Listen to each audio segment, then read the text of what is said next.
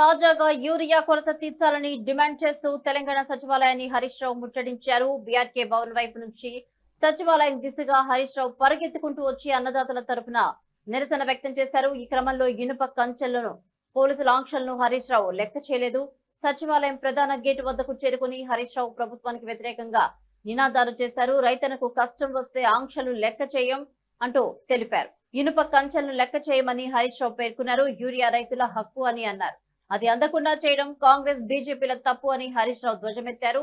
ఇవాళ ఉదయం gun park వద్ద బీఆర్ఎస్ నేతలు వినూత్న పద్ధతుల్లో నిరసన వ్యక్తం చేశారు. అనంతరం అసెంబ్లీ సమావేశాలకు హాజరయ్యారు.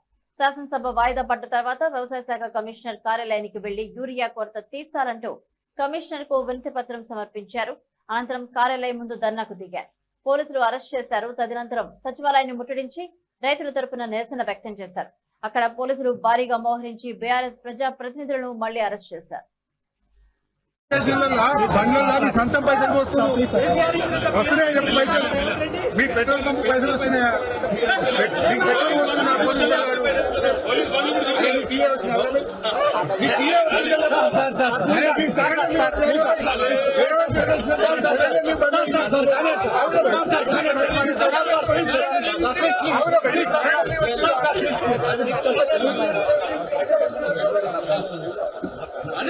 రేవంత్ రెడ్డి వచ్చిందా?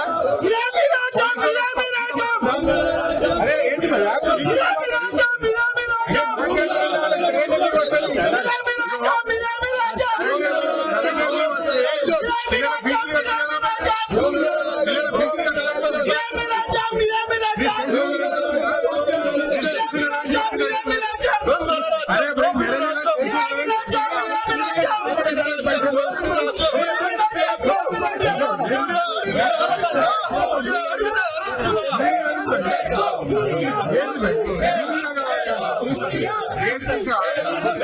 అరే నీ పెట్రోల్ బిల్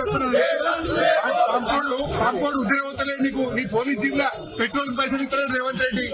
పోలీస్ స్టేషన్ బండ్లలో సొంతం పైసలు వస్తున్నాయి, పైసలు మీ పెట్రోల్ పంప్ పైసలు వస్తున్నాయా? పెట్రోల్ పోతున్నా పోలీస్